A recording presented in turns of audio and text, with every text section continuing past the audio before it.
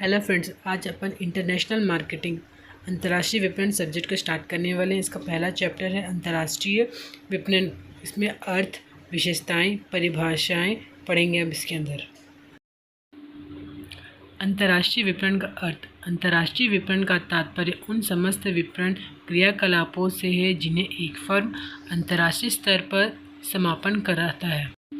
ऐसे क्रियाकलाप विदेशी बाजारों के व्यवहारों, पहलुओं, सेवाओं की बिक्री और विदेशों में सहायकों की नियुक्ति व उनके कार्य संचालन से संबंध होते हैं। इस अर्थ में अंतर्राष्ट्रीय विपणन निर्यातन जैसे परंपरागत संज्ञा की तुलना में काफ़ी व्यापक प्रतीत होता है, जो कि आधुनिक विपणन विचार के अधिक सन्निकट है।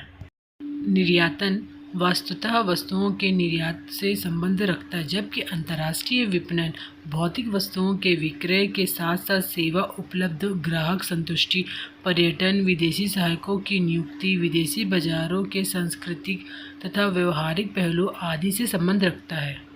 इंटरनेशनल मार्केटिंग अंतर्राष्ट्रीय विपणन की परिभाषा। टेपेसा वर्णन के अनुसार अंतर्राष्ट्रीय विपणन राष्ट्रीय सीमाओं के बाहर किया जाने वाला विपणन है। अंतर्राष्ट्रीय विपणन पर अनेकों विद्वान ने अपने अपने मत दिए हैं। ये दूसरा है। हेरू तथा केटोओरा के शब्दों में अंतर्राष्ट्रीय विपणन उन सभी व्यावसायिक क्रियाओं का निष्पादन है जो एक से अधिक देशों के उपभोक्ताओं या उपयोगकर्ताओं की ओर वस्तुओं और सेवाओं को प्रवाहित करती है। सुभाष सी जैन के शब्दों में अंतर्राष्ट्रीय विपणन शब्द मानवीय आवश्यकताओं एवं इच्छाओं के लिए राष्ट्रीय सीमाओं से बाहर आदान प्रदान कराता है। उपर्युक्त परिभाषाओं के आधार पर हम कह सकते हैं कि अंतर्राष्ट्रीय विपणन के अंतर्गत वे सभी क्रियाएं आती हैं जो एक कंपनी द्वारा अंतर्राष्ट्रीय स्तर पर की जाती है।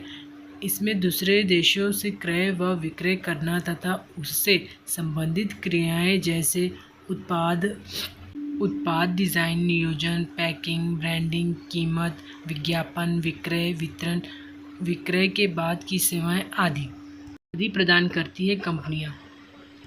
अंतर्राष्ट्रीय विपणन की विशेषताएं। पहला, राष्ट्रीय सीमा से बाहर विपणन। दूसरा, एक बहुराष्ट्रीय प्रक्रिया। तीसरा, यह विपणन का एक अंग है। चौथा, राष्ट्रीय वितरण की सभी गतिविधियां इसमें भी सम्मिलित है। पांचवा, अंतर्राष्ट्रीय विपणन समूचे व्यापार तंत्र का एक अंग है। अब हम इन विशेषताओं के बारे में डिटेल में पढ़ेंगे। पहला क्या था अपना?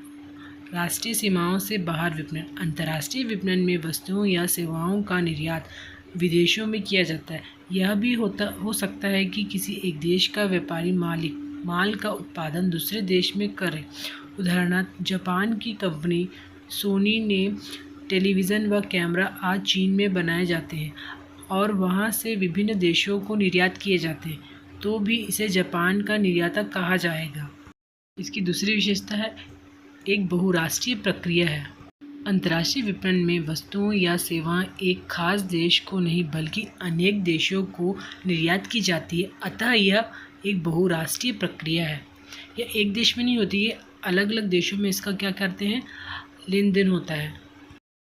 इसकी तीसरी विशेषता है, यह विपणन का एक अंग है। अंतर्राष्ट्रीय विपणन का एक अंग है, अर्थात विपणन में राष्ट्रीय व अंतर्राष्ट्रीय विपणन दोनों ही सम्मिलित है। अंतर्राष्ट्रीय विपणन का चौथा विशेषता है, राष्ट्रीय विपणन की सभी गतिविधियां इसमें सम्मिलित है। ये महत्वपूर्ण इसकी विशेषता है।